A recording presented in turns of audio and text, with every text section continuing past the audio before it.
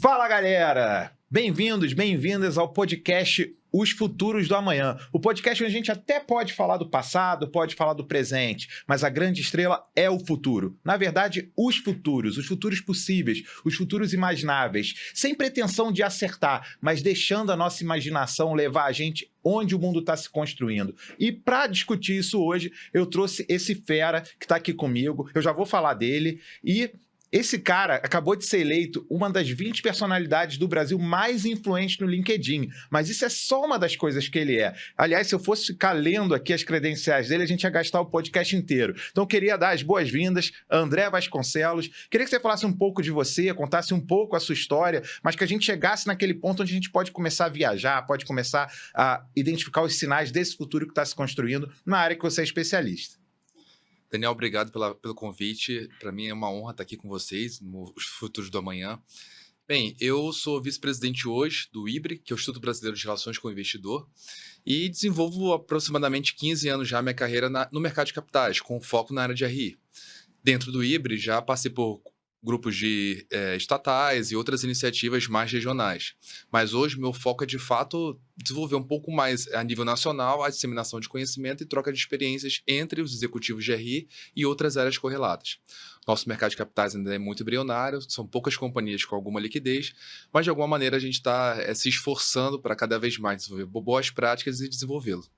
Legal, bacana. E quando a gente fala de uma área, né, como mercado de capitais, relações com investidores, as pessoas devem começar a pensar assim, poxa, mas o que tem para se discutir de futuro nessa área? É uma área que tem bastante protocolo, né, que tem uma série de processos, mas você vem estudando bastante tempo e eu te acompanho, eu vejo que você produz muita coisa sobre a área. Você até escreve em revistas internacionais, né, você é sempre referenciado quando a gente está falando de boas práticas. Então, você é um cara que fala sobre criptomoedas, sobre metaverso, sobre inovação, sobre tecnologia. Eu queria que você falasse um pouquinho o que você tem visto na cabeça dos líderes das grandes empresas de interesse, preocupação com o que está transformando esse nosso mercado. Que tecnologias, que competências você tem observado nesse teu dia a dia com grandes líderes, com homens e mulheres que fazem o mercado de capitais acontecer, grandes empresas acontecerem?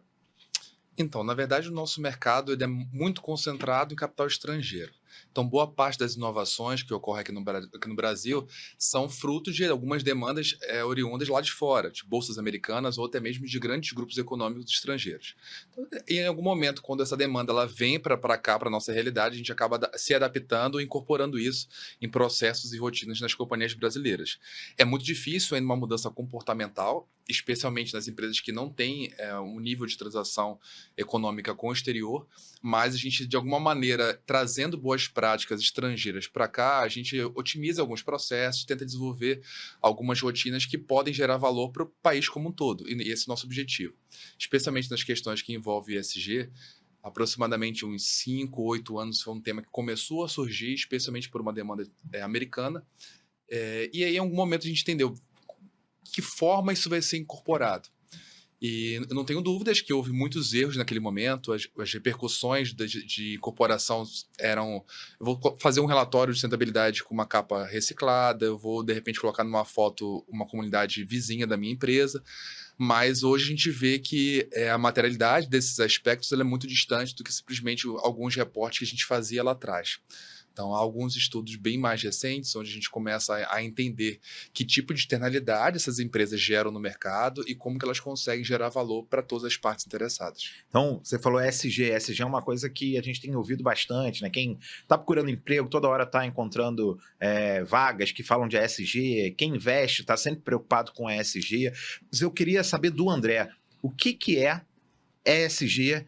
Aquela ESG que você acredita, que você acha que vai ter espaço cada vez maior, seja no mercado brasileiro, seja no mercado internacional. Como os grandes líderes, as grandes líderes podem se preocupar em investir em ESG de uma maneira que, de fato, transforme o futuro, seja do nosso país, seja do mundo. Esse é um ponto interessante porque muitas reflexões sobre o ESG, na verdade, o que fazem é repelir a agenda ESG. E aí a gente tem percebido, especialmente no mercado americano, mas também no mercado europeu, um movimento forte anti-ESG.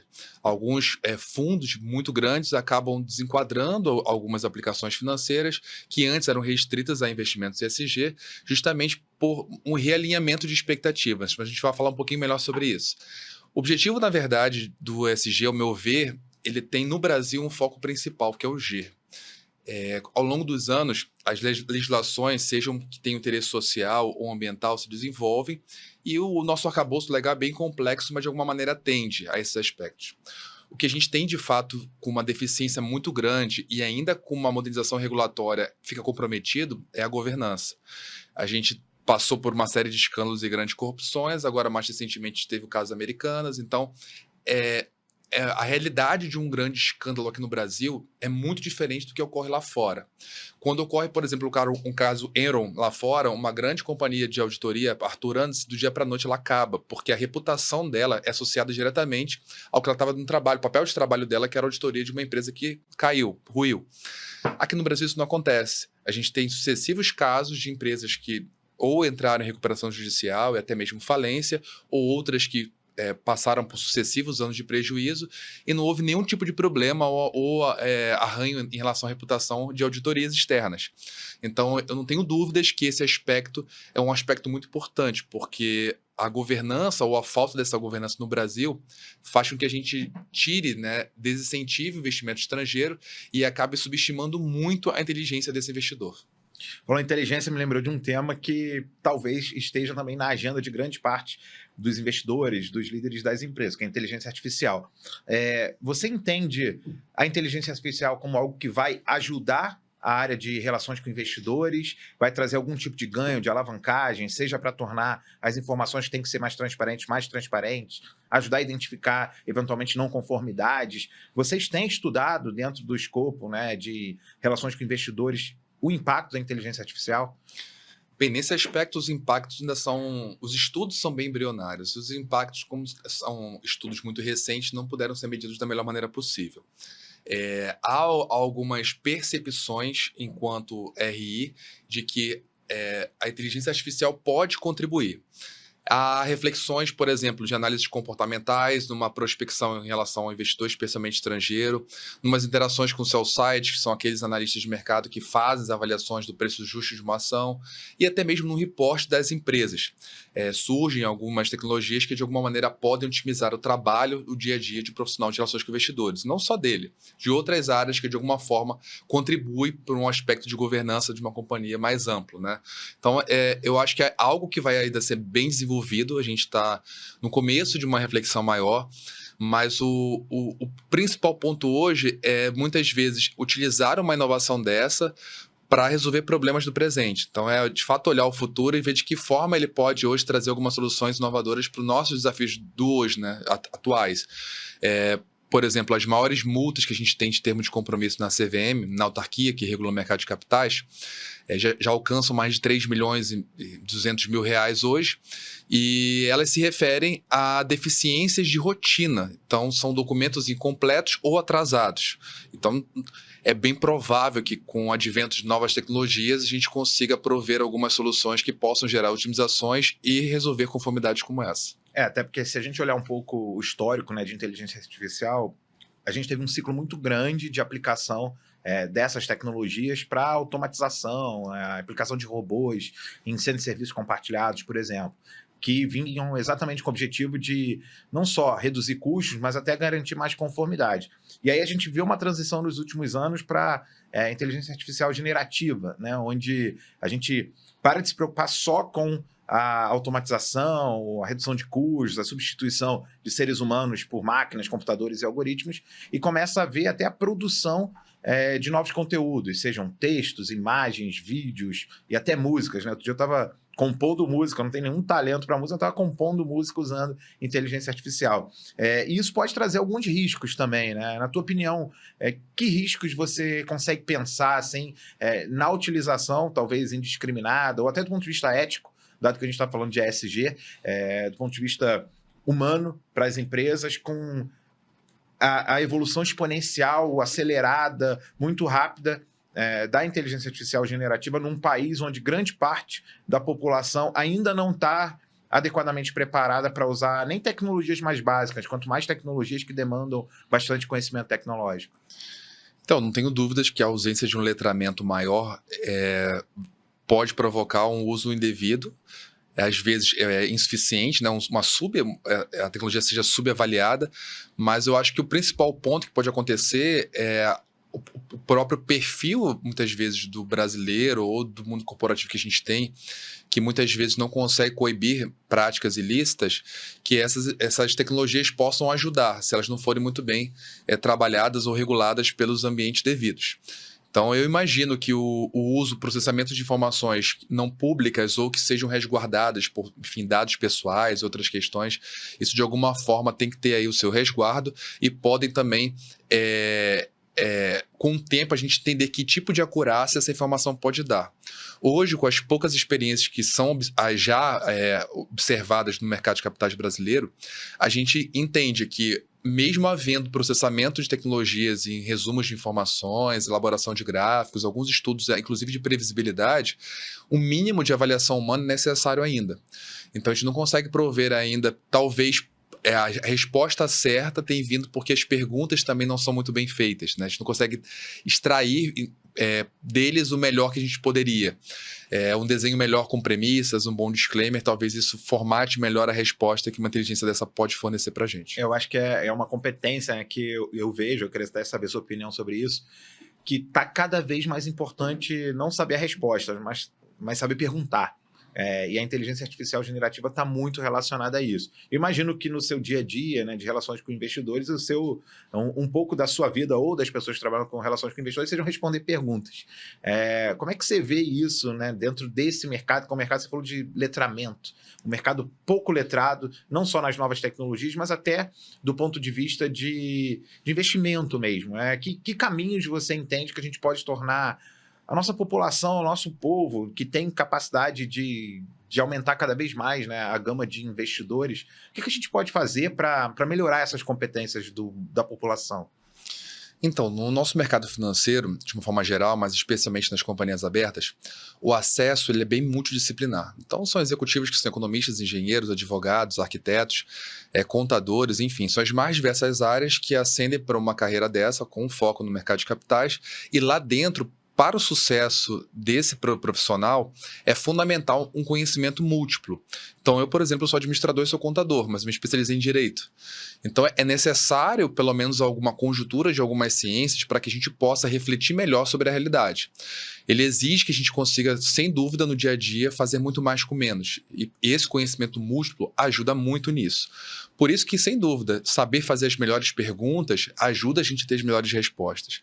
Hoje, o ponto nosso para os investidores, todo dia, o foco é responder, na verdade, atender os anseios de todas as partes interessadas, né, os nossos stakeholders. Mas os investidores eles têm algumas demandas que são factuais, mais operacionais, de resultado, e outras, sem dúvida, em relação à previsibilidade. O futuro daquela empresa, como ela se posiciona em relação ao mercado, o futuro dela em relação às projeções de fluxo de caixa e outras questões que possam, de alguma maneira, contribuir para o desenho desse preço justo, né, daquela ação que a gente, todo dia, o nosso alvo é melhorar o valor daquele ativo. Esse é o nosso desafio diário, né? Quando a gente acorda até o final do dia, aquela ação ela fique mais valorizada do que a gente, quando abriu o pregão na bolsa. Então é mais ou menos esse o nosso olhar. E aí você falou de futuro também, né? Que é um pouco o grande tema desse podcast. E eu acho que é um trabalho cada vez mais difícil, né? De quem é o líder de uma empresa, de traçar dentro das mais variadas ou dos mais variados cenários de futuro possíveis, aqueles que vão trazer mais valor para a empresa, para o acionista. E eu acho que vale a pena a gente conversar um pouco, né, sobre como você tem visto hoje essas lideranças, tanto na área de relações com investidores, como outras áreas correlatas, né, como que essas pessoas estão trabalhando para criar futuros cada vez melhores. O que eles estão estudando, o que eles estão vivenciando, como que eles estão compartilhando informações entre si. Há uma preocupação hoje do líder, da líder de uma grande empresa, em trabalhar dentro dos futuros possíveis, em pensar o futuro dentro da organização, ou por conta até do mercado aberto, que é uma realidade, você ter que tem que sempre acompanhar o curto prazo, sempre acompanhar a próxima divulgação de resultados. Ou seja, tentando ser bem objetivo, que eu acabei viajando um pouco aqui, né, me empolgando. Os empreendedores, as empreendedoras, os empresários e as empresárias brasileiras, eles conseguem pensar no longo prazo ou eles pensam cada vez mais no curto prazo, porque é ali que ele vai estar sendo avaliado, é ali que o preço da ação, muitas vezes, não estou falando de uma maneira correta, vai estar sendo valorado? Na verdade, é fundamental pensar no longo prazo. Uma visão míope, muitas vezes, ela boicota o sucesso daquele negócio. Quando essa empresa, quanto mais ela consegue prever e se desenhar, se posicionar em relação a esse futuro, mais fácil para ela é desenvolver o presente. O preço de uma ação, por exemplo, é o valor justo de um desconto de fluxo de caixa futuro. Então, são todas as expectativas futuras ao longo de anos e anos e anos que a gente traz o valor presente e chega no preço de uma ação, seja 15, 20, 30 reais. Então, o olhar, sem dúvida, tem que ser de longo prazo. A grande maioria das empresas faz isso, ou deveria fazer?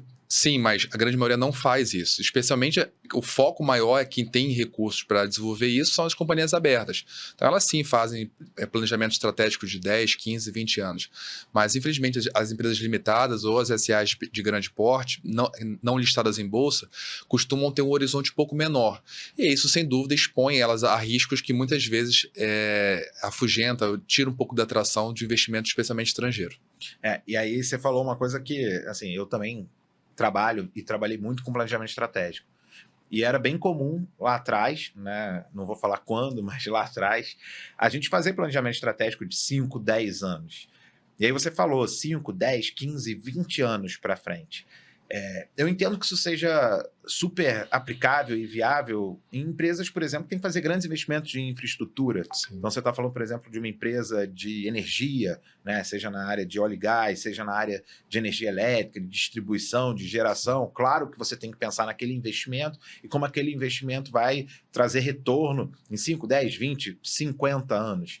Mas quando a gente vai para o mercado de tecnologia, a dificuldade de você fazer planejamentos de longo prazo é muito maior, porque a gente vê essa transformação vindo de uma maneira exponencial. Então, são novas tecnologias que surgem no mundo e até no Brasil, que mudam o mercado, às vezes, em poucas semanas, em poucos meses. Quando a gente fala de futurismo, e aqui os futuros da manhã é até no plural, como eu falei, porque muitos futuros são possíveis, são prováveis, são infinitos. Não infinitos no tempo, mas infinitos em sua variedade. Às vezes, uma pequena decisão hoje pode trazer vários cenários de futuro possíveis para uma empresa. Como que a gente pode levar essa ideia de... Claro, planejamento estratégico ele é feito para você não necessariamente acertar, mas mitigar riscos, né? Como a gente já falou. Agora, quando a gente está falando de futurismo, a gente está falando de futuros prováveis e não necessariamente a gente acertar, mas exercitar aquela capacidade do líder, do gestor, do colaborador de uma empresa de olhar os cenários e tentar identificar os sinais de hoje, as competências que ele tem que desenvolver. Então, a minha pergunta vai muito na linha do como planejar curto, médio e longo prazo em mercados que são muito mais voláteis. Você fala, né, nas suas publicações de criptoativos, de blockchain, de metaverso, de grandes inovações. Então, eu imagino que você tenha apesar de você ter trabalhado em empresas de infraestrutura com futuros muito mais previsíveis, você também interage com empresas muito mais imprevisíveis, voláteis e exponenciais. Então, como lidar com essa diferença se eu sou o gestor de uma dessas empresas?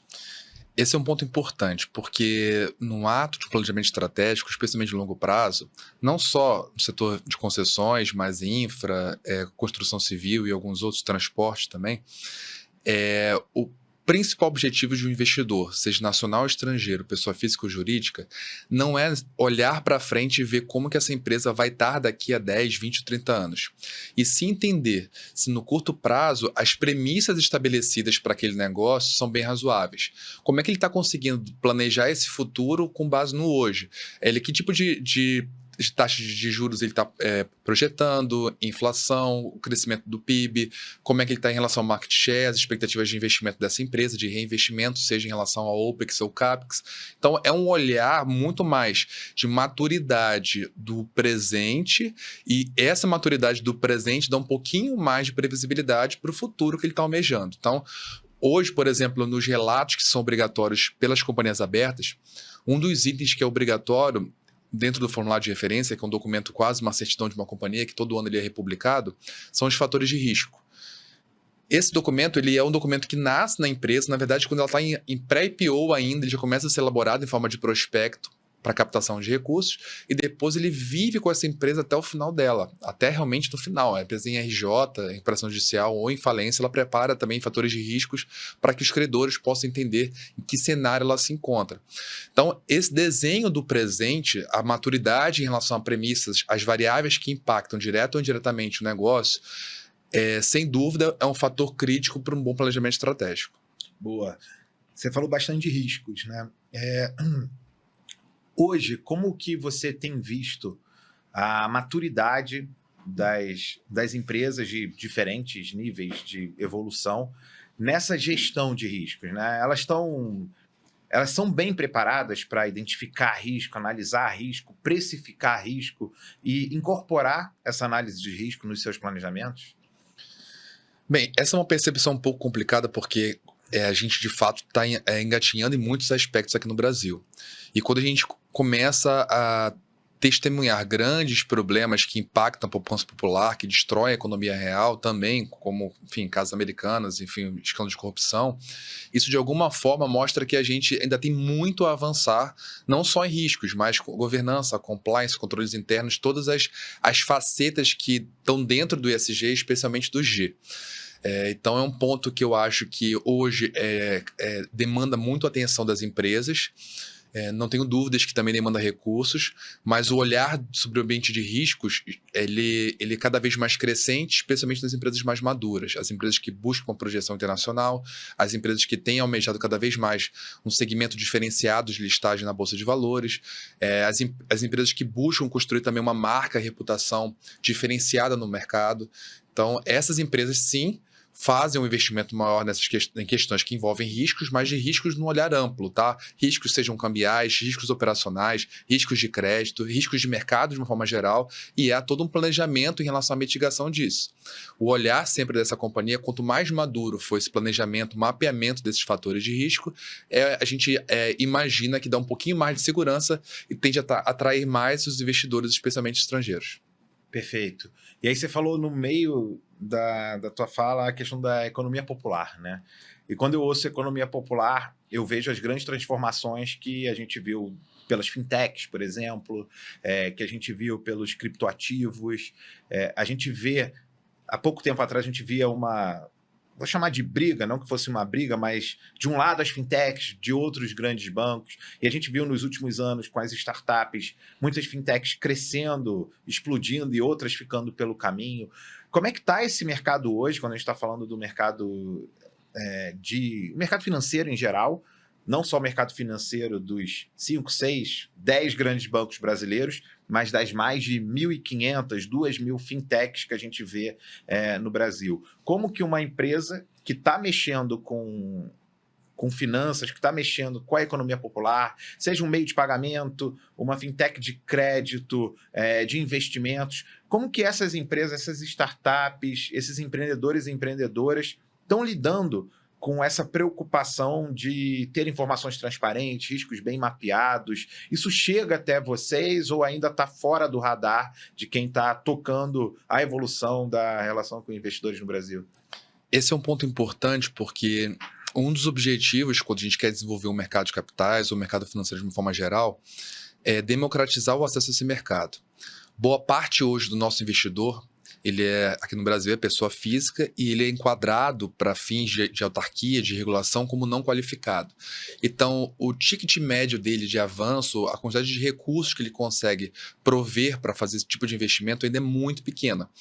E isso está relacionado com o quanto que ele consegue economizar, pela ausência de renda que ele tem também na economia real, e também e a renda dele é consequência também do nível de escolaridade ou de sucesso profissional que ele possa ter. Então, esse ponto é importante porque quando a gente olha o nosso mercado, a gente vai se deparar com um investidor não qualificado, só que ele está muito vulnerável ao efeito manada. Hoje a gente tem uma série de atores dentro do mercado que muitas vezes não geram informação, então desinformação se prolifera com muita velocidade.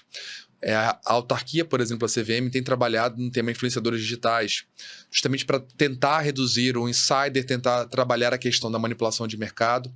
Mas a melhor maneira de cuidar da desinformação é provendo uma informação objetiva, tempestiva, de qualidade e, de alguma maneira, possa atender a esse investidor na linguagem o mais acessível possível para que ele possa, de alguma maneira, tomar a sua decisão mais racional possível, né? E eu percebo que você é uma pessoa que tem essa preocupação muito grande de levar a informação de uma maneira clara, objetiva, numa rede que ela não é tão popular assim, apesar de ter dezenas de milhões de usuários no Brasil, né, sendo uma das grandes, que é o LinkedIn. E as suas publicações, elas são muito didáticas, né? Elas são muito nesse sentido de tentar explicar, não só para quem já te segue porque é do setor, mas para todo mundo que, de alguma maneira, pode ser um investidor e pode ser impactado pela desinformação e pela informação. Mas o André, além daquele cara, entre os 20 mais influentes, né, brasileiros no LinkedIn, o cara que escreve internacionalmente, né? A gente estava conversando em outro momento, você falou que você é um dos únicos brasileiros no que poderia ser, se eu falar errado, você me corrige, a Vogue das finanças ou das relações investidores nacionais, ou seja, uma publicação altamente respeitada. Eu queria que você contasse um pouquinho como é que você chegou lá, ou como é que chegaram até você, qual é o tipo de conteúdo que você produz para esse público e como que a gente pode... São duas perguntas, tá? Como que você chegou, que tipo de conteúdo você faz para esse público, mas como a gente pode trabalhar também, como você tem trabalhado junto com o seu grupo, junto com as associações, instituições que você faz parte, para levar para cada vez mais pessoas, para a gente poder tornar o mercado de capitais não só mais acessível, mas mais bem embasado no Brasil. Bem, o LinkedIn, ele é uma rede que esse ano completa 20 anos aqui no país. Parece uma rede muito recente, porque ela tem ganho cada vez mais audiência no curto prazo, mas ela é uma rede mais antiga que o próprio Orkut. O Orkut vivenciou 7 anos mais ou menos de vida útil aqui no Brasil. O LinkedIn ele começou um ano antes que o Orkut e hoje já completam 20 nesse ano. É uma rede que tem construído uma certa maturidade, mas pelo perfil que sempre foi característico dela, que era anteriormente o olhar de um currículo digital, uma exibição ali de vitrine profissional, especialmente de forma curricular, ela limitou muito o acesso e as interações.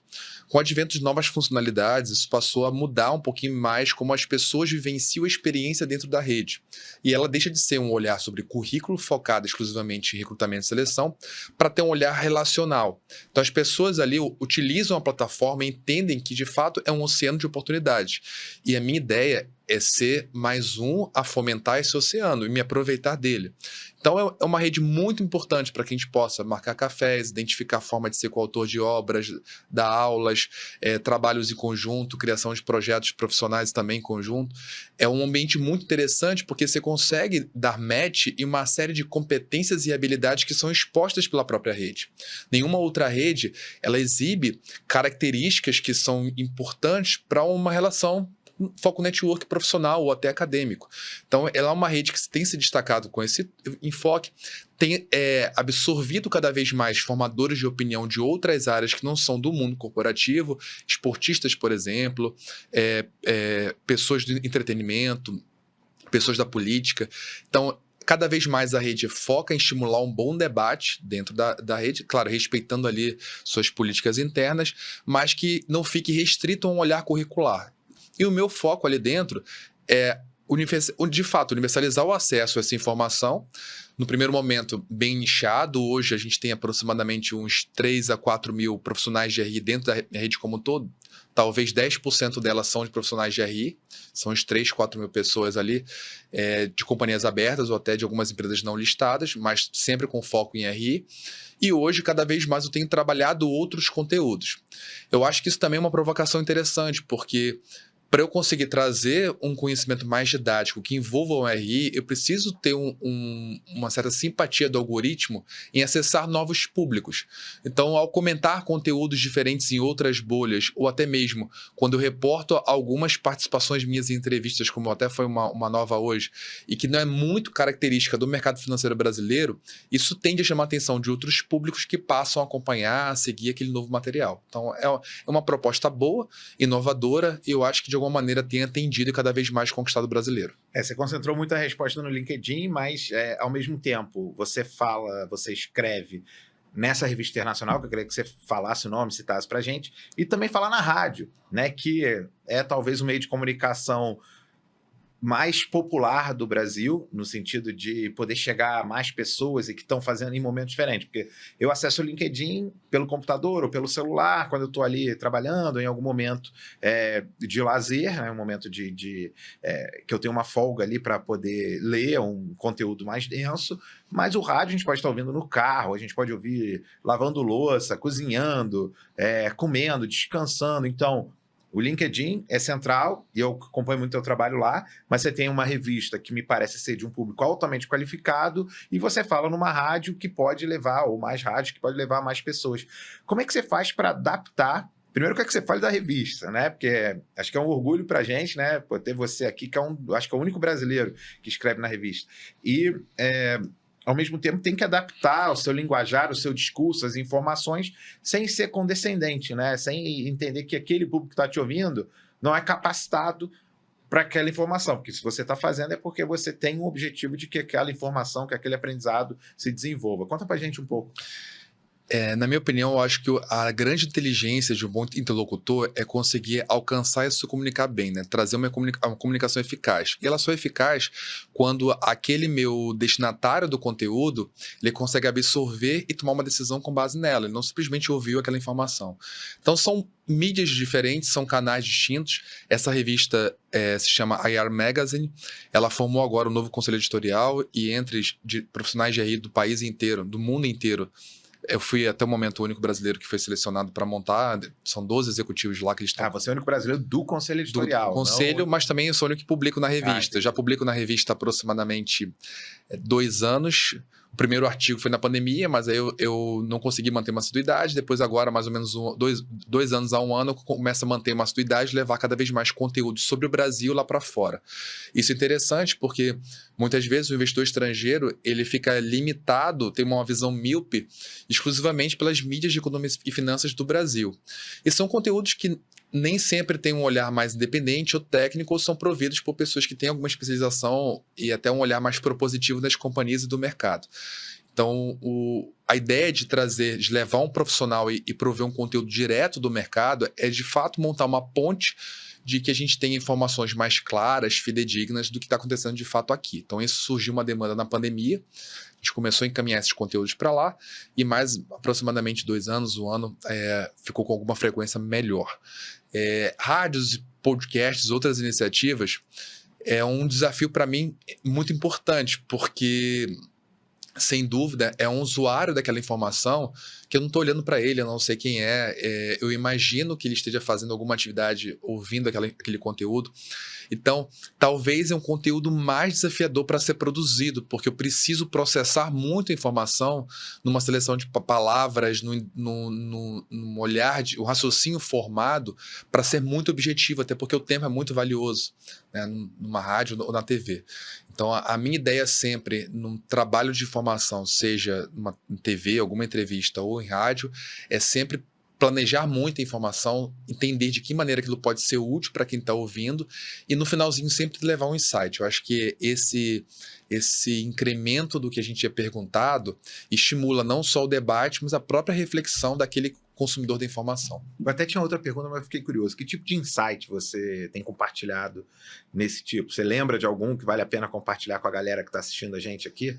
Então, hoje eu dei uma entrevista sobre a importância, o papel de grandes influenciadores digitais, mas eu não estou falando de influenciadores num patamar que a gente mais acessível aqui do Brasil, mas estou falando de uma Beyoncé, numa Taylor Swift. E o que isso pode impactar uma companhia, especialmente as companhias listadas nos Estados Unidos, onde são muito grandes. A gente tem companhias americanas que são do tamanho de um mercado inteiro brasileiro. E uma delas, por exemplo, teve um impacto recente de um incremento de 20% da ação, fruto de uma música que a Beyoncé gravou, a roupa que ela gravou no clipe da música, e aquilo teve um impacto direto no valor daquela ação. sem ela sequer ser acionista, enfim, quer dizer, não sei em relação a isso, é uma questão que a SEC, que é a CVM americana, né, a autarquia que regula o mercado americano, vai debruçar sobre esse assunto. Mas o ponto é o quanto que grandes influenciadores podem impactar a economia real e não simplesmente o impacto de consumo. Ah, ela está usando um brinco e as pessoas passam a usar, na novela eu vi uma roupa, eu passo a comprar. Não, é um compartilhamento de opinião que faz com que uma grande companhia construa ou destrua valor. Então, isso é uma reflexão que, para mim, fez muito sentido e eu comecei a pensar, existem hoje aqui no Brasil grandes influenciadores capazes de prover um efeito manada e prejudicar ou ajudar o mercado de capitais a se desenvolver? Que tipo de interesse por trás o influenciador tem em se relacionar? Que tipo de companhia hoje elas podem demandar influenciadores e escolher para que isso aconteça? No Brasil, a gente teve, por exemplo, e aí eu fiz esse incremento quando eu fui indagado pela jornalista, que já está no ar na matéria de hoje. A Anitta, por exemplo, entrou no conselho do Nubank há pouco tempo, Thaís Araújo também, a Gisele Bündchen da Ambipar. A gente começou a entender de que forma alguns formadores de opinião dentro da nossa realidade brasileira foram inseridos no mercado de capitais. Flávio Canto, agora na PRI, o antigo PetroRio, tem sede aqui no Rio também. Então, esses esportistas, atores, de alguma maneira, influenciadores digitais de grande porte para a realidade brasileira, de que maneira eles se inseriram? Até o momento que a gente tem observado é para a construção de um debate múltiplo em colegiados de tomada de decisão, no Conselho de Administração, no Conselho Fiscal, no Comitê de Auditoria. Não há ainda nenhuma evidência aqui no Brasil de um grande formador de opinião levando o impacto direto de uma ação, de uma empresa. Se lá fora isso chega a provocar uma alteração de 20% de um papel de uma empresa que pode ter o tamanho de uma bolsa inteira brasileira, eu não tenho dúvidas que o impacto aqui no Brasil seria muito avassalador. Agora, eu fico um pouco dividido com isso, né? Porque a gente fala bastante sobre a importância de formação das pessoas, a importância delas dominarem não só a parte técnica, mas também terem uma certa experiência para que elas possam, de alguma maneira, integrar um conselho. E aí, ao mesmo tempo, a gente vê essa abertura, que ela tem que ter seu lado bom, a sua abertura para pessoas que não passaram por esse processo de formação em governança corporativa. Antigamente, a gente primeiro via, figurando dentro de um conselho, pessoas que tiveram uma história corporativa, então chegaram a posições de diretoria, C-level, e aí fazendo eventualmente até uma transição de carreira para se tornarem conselheiros. Depois a gente viu, e é muito importante, a questão de aumento da diversidade desses conselheiros, então mais introdução do ponto de vista racial, do ponto de vista de gênero, e agora a gente tem conselhos cada vez mais diversos. Isso é muito importante para que haja mais representatividade. E não sei se uma terceira onda, mas uma onda concomitante a isso, é você tendo pessoas que não necessariamente têm aquela formação formal, né? Com perdão aí da repetição da palavra quase, né? Como que o mercado de capitais vê isso? Como que as instituições ligadas à relação com investidores veem a participação de pessoas que podem ter muita qualidade, podem ter muito conhecimento? Por exemplo, a Anitta, que você citou, né, que há alguns poucos anos entrou no conselho do Nubank, ela conhece bem o público. Ela conhece um público, digamos, em todas as camadas da pirâmide, porque é um público consumidor do produto dela, né? Do produto, da música, do show dela. Então, de alguma maneira, ela pode contribuir com isso.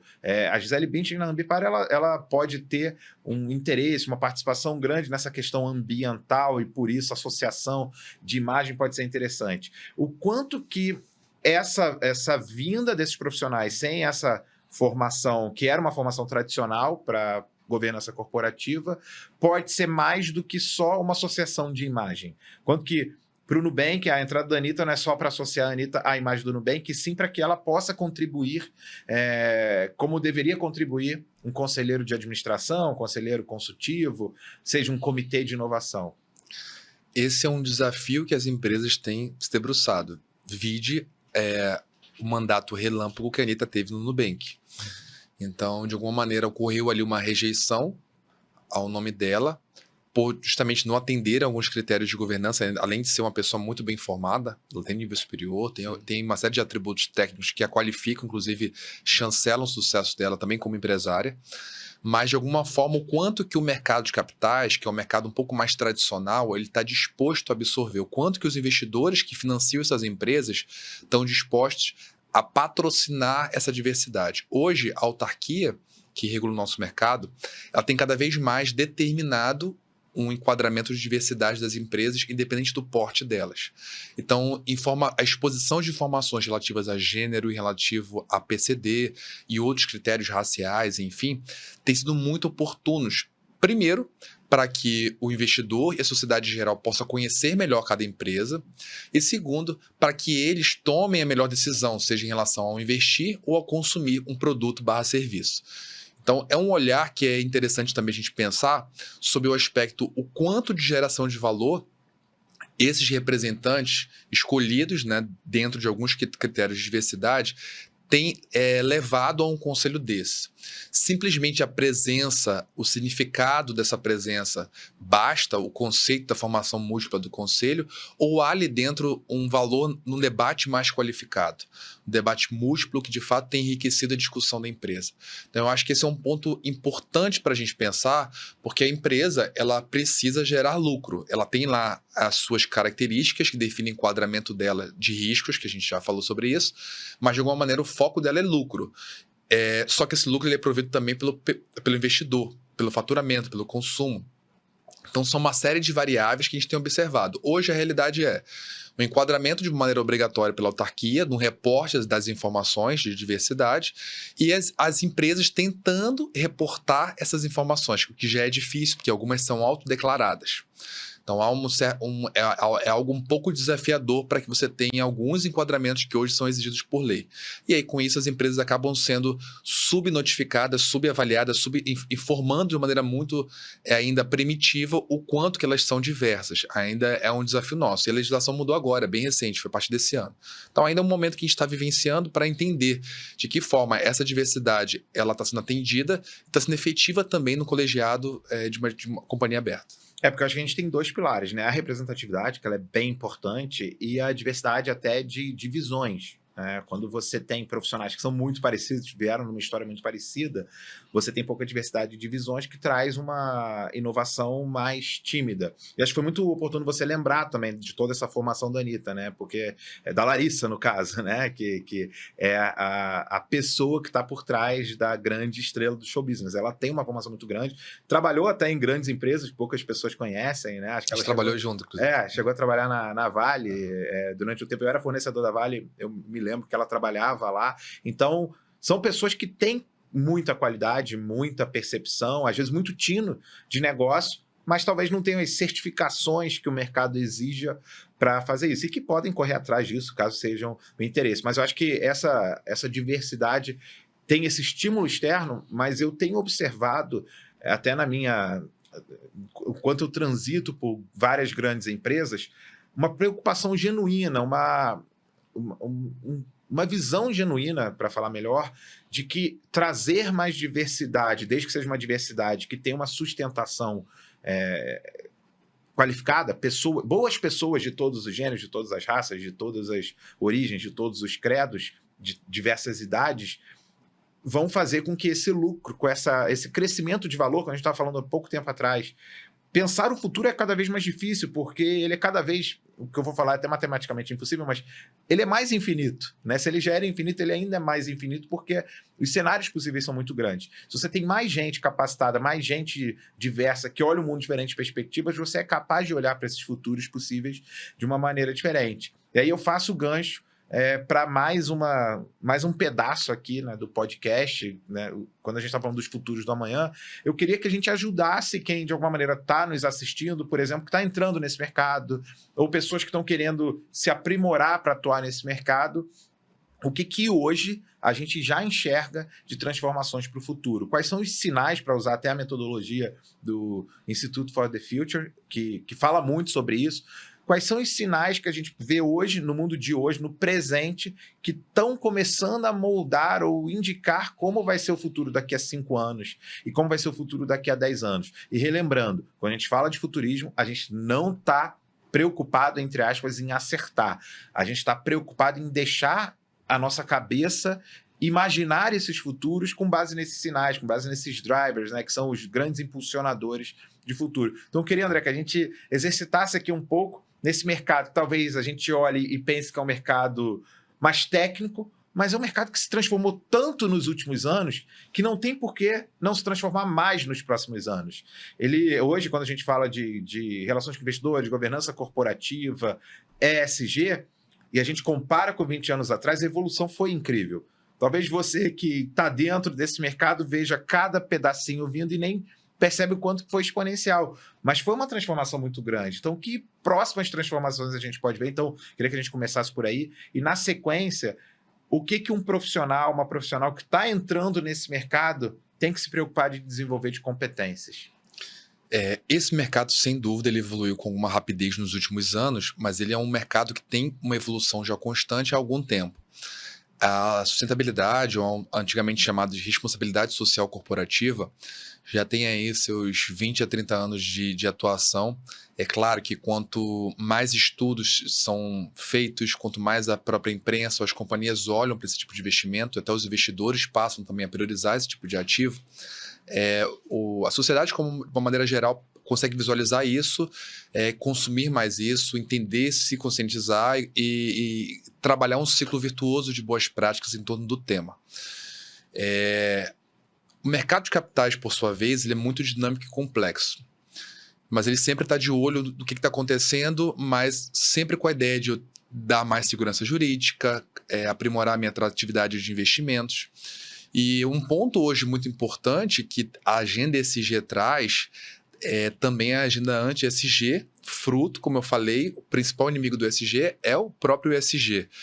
A gente teve um movimento forte chamado de greenwashing, que de alguma maneira foi o grande vilão dessa história toda, quando as empresas, ou até alguns, entre aspas, especialistas, adotavam algumas práticas que muitas vezes não eram as práticas com impacto direto na externalidade daquela empresa. Então, o que adianta? Muitas vezes eu tenho uma empresa listada no ISE, que é um indicador, o Índice de Sustentabilidade Empresarial na Bolsa aqui do Brasil, na B3, e do dia para a noite essa empresa ter um estouro de barragem e ter 300 mortos e alguns até hoje encontrados. E não tem nenhuma pessoa presa em decorrência disso. Que tipo de relato ou de atenção teve para a comunidade vizinha ali, além de uma indenização que foi bilionária naquele momento, mas que tipo de geração de valor aconteceu ali para reerguer aquele rio, aquele ecossistema, aquelas cidades ali que foram destruídas realmente quase por inteiro. Então, é um olhar de sustentabilidade que a gente tem que ter, que é muito maior do que simplesmente imprimir relatórios com uma folha de papel reciclado. A gente tem hoje uma cidade nordestina com um bairro inteiro, ele praticamente desabando por práticas que não foram muito bem adotadas anteriormente. Que tipo de punição isso acontece no mercado hoje? A gente não vê pessoas hoje sendo plenamente punidas, hoje que de alguma maneira ocorra uma coibição, né? Eu vou punir a ponto de que aquela prática sirva de exemplo para que nunca mais se repita. A gente não tem esses casos aqui no Brasil. Então é bem complicado a gente olhar para o G, para o S e para o E, para os olhares socioambiental especialmente, se eu não consigo prover uma boa governança. Para mim ela é básica nas empresas. Se eu tiver uma governança que tem um olhar mais amplo de diversidade, mas pensando no futuro da empresa, eu vou ter um impacto direto de geração de valor tanto no ambiental quanto no social. Quando a gente pensa num profissional que vai estar entendendo esse mercado, se posicionando, ingressando nele, ou até muitas vezes migrando de carreira, porque com o advento de uma pandemia e outras mudanças no mercado de emprego como um todo, ocorrem algumas migrações, né? Você identifica algumas áreas que são mais atrativas, são mais aquecidas no curto prazo, e esses movimentos são naturais que aconteçam. Eu não tenho dúvidas que um ponto muito importante é a inteligência emocional desse profissional, que ele precisa de fato entender a organização dele como um verdadeiro tabuleiro de xadrez, onde essas peças não são necessariamente as posições formais dentro da organização, né, dentro do organograma, e sim a importância de certas opiniões, de certos formadores num contexto relacional, né, de cultura organizacional, e como que ele consegue atuar para mover essas peças da maneira mais oportuna para ele. Então é uma dinâmica, esse entendimento do ambiente de trabalho como um grande tabuleiro de xadrez, que para mim é talvez a melhor maneira de tangibilizar a inteligência emocional, é muito importante. Um outro aspecto que eu acho fundamental, além do conhecimento multidisciplinar, mas isso ele desenvolve, é a saúde mental. Cada vez mais eu tenho observado dentro dos ambientes corporativos um nível de exaustão, de burnout e comportamentos de executivos, especialmente altos executivos, que eu não observava antes, especialmente na Faria Lima. Então, eu não vejo comprometimento em relação à rapidez de raciocínio, a um poder de concentração, mas às vezes você percebe algumas posturas, alguns comportamentos que são claros de algum tipo de doença psiquiátrica ou do uso exaustivo ou até indiscriminado ou não receitado de remédios que são controlados. Então esse é um ponto muito importante para que hoje se preocupe. Isso envolve, né, ambiente híbrido ou presencial de trabalho, envolve ergonomia, envolve até mesmo assédio moral e sexual nas relações de trabalho, as pressões que esses executivos têm, né, cada vez mais as áreas são mais enxutas, precisam fazer mais com menos, e as entregas são cada vez maiores, né, envolve números cada vez mais importantes. Então eu acho que esse aspecto da inteligência emocional associada à saúde mental são fundamentais para que ele consiga ser contratado. É claro que o desenvolvimento de habilidades gerenciais e até mesmo conhecimento técnico é muito importante para o sucesso dele na carreira, mas eu destaco esses 2 pontos aí para um start inicial. E, assim, o André, quando ele olha o futuro das empresas no Brasil, o futuro do mercado de capitais, você é um cara que é otimista com o que vai acontecer? Você é um cara mais, digamos assim, neutro, centrado, digamos assim, mais realista? Ou você acha que a gente vai ter grandes problemas pela frente, né? Olhando esse futuro que a gente está querendo discutir aqui, o mercado ele vai se tornar mais inclusivo, mais universalizado, mais diverso, mais preparado, com menos problemas de saúde emocional, saúde mental, inteligência emocional e saúde mental. Como é que você vê? A gente está melhorando devagarinho, a gente está melhorando rápido ou não? A gente está no caminho inverso? Esses avanços, eu não tenho dúvida que são caminhos sem volta. É claro que a velocidade, como você disse, isso depende muito de políticas públicas e de quanto que a gente está, como eu falei lá no começo, subestimando o investidor, né, a inteligência desse investidor. Mas ainda que de alguma maneira a gente não consiga prover reformas estruturantes no Brasil, não tenha um bom ambiente para a segurança jurídica, ocorre avanços mais tímidos, né, são bem mais gradativos, mas esses avanços continuam acontecendo, porque a mentalidade ela não volta atrás. Então a gente tem as pessoas que trabalham nas organizações com esse pensamento mais ampliado, de discussão, para expor muitas vezes questões que eram naturalizadas anteriormente. Hoje em dia, se elas ocorrem de alguma maneira, isso pode gerar danos maiores para as empresas, até porque hoje cada um pode gravar com seu celular, que enfim, no ambiente, inclusive, corporativo. Então, acho que são pontos que a gente cada vez mais tem que pensar, mas isso depende muito, eu vejo, de políticas públicas, tá?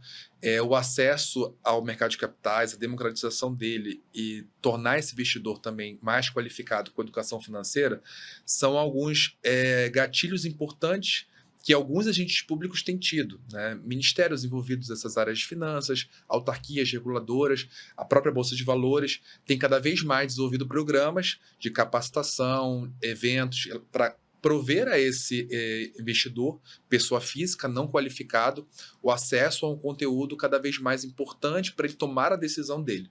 Então esse é um ponto fundamental, mas isso envolve também escolaridade, educação básica, são outros padrões que a gente, enquanto país em desenvolvimento, tem ainda muito a evoluir, né? Está engatinhando ainda, mas é um passo que eu vejo nos próximos anos, que a gente deve ter aí um caminho um pouco mais gradativo. Por isso, vide esse ano, a gente está há 2 anos já sem um IPO na Bolsa de Valores, a gente tinha uma expectativa de ter uma abertura de capital no começo do ano, essa expectativa já está para o segundo semestre, e poucas são as empresas que esperam abrir capital no segundo semestre. Se acontecerem alguns movimentos de atração de recursos para o país, são via ofertas secundárias, que são aumento de capital, né, não uma abertura de capital em bolsa, e ainda que ocorram os casos recentes de abertura de capital, de IPO no país, quase todos foram mal sucedidos. O valor que aquela empresa se colocou ao mercado, aquele investidor que aportou naquele momento, no dia do IPO dela, hoje ele está perdendo dinheiro. Então, mostra o quanto que houve uma mudança de degradação de cenário, como todo do mercado de capitais, ou também de um erro na definição de um preço justo. Então, é um ambiente que para a gente não é muito favorável quanto ao mercado financeiro. Hoje, a nossa bolsa brasileira está entre as piores do mundo em relação a rendimento, mas é um mercado que também em um momento como esse, ele estimula algumas reflexões importantes. E eu acho que é em momento desses de fraqueza, ou até de ameaças de outros cenários, perda de investimento, uma fuga de capital estrangeiro muito importante mês a mês, que a gente passa a se reinventar. Tem aí uma expectativa agora de bolsa de valores vindo aqui para o Rio de Janeiro também, a partir do primeiro semestre de 2025. A B3 tem se movimentado também em fornecer mais serviços para as empresas, em atrair cada vez mais empresas de médio porte também, não diminuindo o custo de observância para abertura de capital. Então, são alguns olhares que só um ambiente de desafiador, né, de crise, provê. E é um momento que a gente tem agora de reflexão, de entendimento, de reavaliação de processos e rotinas para voltar a um momento de pujança um pouquinho mais para frente. Era sobre isso que eu ia perguntar, e aí você acabou abordando no último pedaço aí da sua fala. A gente vê, ao longo dos últimos anos, muitas novas empresas surgindo no Brasil. Claro que muitas no setor de tecnologia também, para explorar as oportunidades que as grandes empresas vinham deixando, ou até replicar aqui algum sucesso lá no exterior. E uma saída comum, uma saída esperada, era o tão aclamado IPO. Ou uma venda para um grande estratégico, né, um player estratégico. Enfim, a gente viu isso acontecendo. Empresa abrindo capital aqui, há mais de 2 anos, mas abrindo capital aqui. Empresas abrindo capital fora do Brasil, então a gente tem casos de sucesso, e até alguns cariocas, casos de sucesso cariocas, que abriram capital em bolsas de valores internacionais. O que você vê para esse empreendedor, para essa startup, ou para essa nova leva de startups, essas que passam por todos os desafios, né, que conseguem sobreviver a todas as etapas de uma startup, que ganham escala, que passam a ser lucrativas, ou pelo menos ter uma perspectiva de lucratividade futura. O que você enxerga nos próximos anos para dar liquidez a essas empresas, né?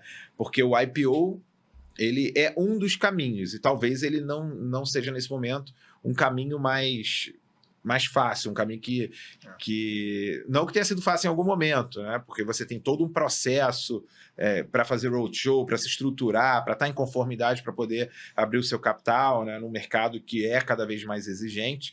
Mas o que você vê de potenciais saídas? Você falou da diversificação, né, das bolsas de valores, e a gente vê outras alternativas que estão surgindo. Como é que o mercado mais tradicional, o mercado de relações com investidores, vê essas alternativas para dar liquidez para as empresas? Talvez o principal olhar enquanto alternativa, ele se associe ao que o investidor busca, né? Eu não tenho que fornecer, na verdade, o que eu quero fornecer sobre a minha empresa. Eu encaminho uma informação que é o que para ele é importante para a tomada de decisão dele.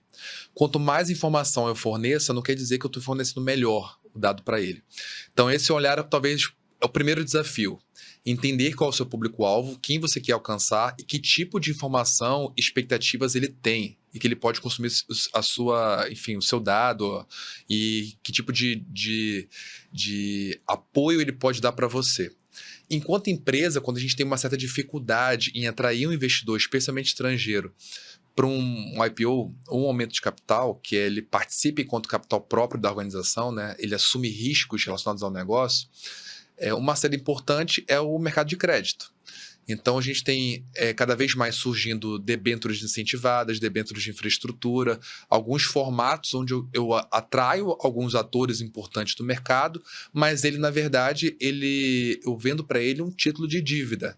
Ele compra um papel da minha empresa, mas ele não assume o risco do meu negócio. De alguma forma, ele vai ali ter uma perenidade em relação aos retornos, eu vou ter que pagar para ele naquele valor durante algum período, e ele reduz ali uma certa volatilidade que ele eventualmente teria se ele comprasse uma ação daquela empresa ou tivesse uma participação significativa no negócio. são olhares distintos. Então, a maneira importante hoje de acesso ao mercado tem sido visto cada vez mais olhando por esse olhar de crédito. E em países, dependendo do perfil de governo, né, no perfil agora, como a gente tem no governo brasileiro, o fomento e o incentivo a parcerias público-privadas, quando a gente tem um ator público cada vez mais forte, né, porque a ideia desse governo ele tem um peso enquanto estatal maior. Então, se há um interesse das companhias em fomentar relações, se há possibilidade disso, tem sido um braço muito promissor, né? Parcerias público-privadas em concessões, né, das mais diversas, seja o metrô, seja transporte, de uma maneira geral, seja aeroportos, enfim, hospitais, enfim, presídios, área de educação. Então, é um braço muito importante em alguns tipos de perfis de governo. Então, imagino que hoje é uma grande saída, né? PPPs e concessões e o mercado de dívida, né? Mas é claro que o grande glamour do nosso mercado de capitais é o desenvolvimento dele em si, né? Quando se aposta na empresa, quando tem investidor participando e cada vez mais num valor maior, porque quanto mais ele aporta naquele negócio, ele acredita também na gestão, no futuro daquela empresa. E acreditar no futuro também é poder indicar pessoas para conselhos, né? Ter pessoas ali que de alguma maneira contribuem para o crescimento da empresa, a perenidade dela, a sustentabilidade do negócio. Então é um olhar bem desafiador, mas o foco hoje me parece muito claro, né? Mercado de dívida e um crescimento via parcerias público-privadas. Mas você enxerga, assim, nesses caminhos alternativos, além do crédito, além do mercado de capitais, parcerias público-privadas, tokenização, criptoativos, crowd equity e outras alternativas que sejam, digamos assim, mais ágeis ou alternativas mesmo, né? Alternativas mais alternativas do que as saídas tradicionais? Eu acredito que sim, mas ainda de uma maneira muito limitada, né? Porque para que a gente tenha alguns acessos a esse tipo de ativo, ainda, especialmente que não envolve economia real, digitais, eu tenho que ter um ambiente promissor, né, que seja bem regulado, que entenda e acolha esse tipo de ativo. E agora a gente passa a começar a entender isso com outros olhos. A autarquia, a CVM tem, e o Banco Central também, entendido esse mercado da criptoeconomia com um mercado que pode ser um aliado. Ainda que não é um aliado, mas que pode ser um aliado. Então, é aberto audiências públicas para discussão sobre tokenização de ativos em outros formatos. Tenho visto cada vez mais o formato SAF também para times de futebol. Tem as questões que trabalham fan tokens, que eu acho que de uma maneira também contribui para aproveitar o que a gente mais tem no brasileiro, que é um olhar de emoção, né? É uma compra cada vez mais emocional e menos racional. Então, de que maneira eu posso também levar isso para uma economia e fazer girar o dinheiro? Então, é um olhar que ainda é embrionário, é incipiente, mas eu acho principalmente porque não há um incentivo público para que esse mercado prospere ou se desenvolva da maneira que ele se desenvolve lá fora. Mas está bem avançado, tá? Tem outros países que muitas vezes se boicotam de uma maneira mais ampla, proíbem determinados ativos de serem circulados e outros, inclusive, já estão incluindo enquanto até moeda do próprio país, né? O Banco Central aceitando esse tipo de ativo. Então, acho que a gente fica no meio termo, enquanto país em desenvolvimento, a gente está num passo, acho, bastante oportuno para isso, mas eu não estou vendo ainda como uma grande prioridade nem das companhias abertas e nem das fechadas, que representam aí a grande massa da nossa economia real. A minha confiança é que a gente tem um Banco Central altamente inovador, comparativamente, talvez, com outros bancos centrais pelo mundo, né, que criou que eu acredito que é uma das ferramentas de inclusão social e financeira de maior sucesso no mundo, que foi o Pix, e que tem falado bastante, né, sobre a moeda digital centralizada, mas uma moeda digital, no caso, o Drex brasileiro, que parece que vai trazer grandes novidades para contratos inteligentes e tudo mais, que é uma área que também você acompanha bastante. Eu tenho a crença de que, se deixarem o Banco Central trabalhar bem, a gente vai ter muitas novidades nessa frente. Para a gente encaminhar aqui e finalizar, futuros da manhã, não sei se você reparou quando você estava vendo, mas a gente poderia falar os futuros de hoje. mas a gente preferiu falar os futuros de amanhã. Porque não é esse futuro que está fácil de ver, não é esse futuro que está fácil de pegar, ou mais fácil de pegar. A gente quer olhar para longe. E, André, eu queria muito, eu sei que você tem toda uma responsabilidade, você é um cara que trabalha numa área, você é uma referência na área de relações com investidores, governança corporativa, mas deixa a mente te levar e vamos pensar nesse Brasil daqui a 10 anos. Qual o Brasil que você gostaria de ver daqui a 10 anos do ponto de vista de negócios, cenário, mercado de capitais, blockchain, metaverso, todas as palavras possíveis, e até coisas que eventualmente estão fora, talvez, do radar comum. Que futuro é esse que você vê do amanhã?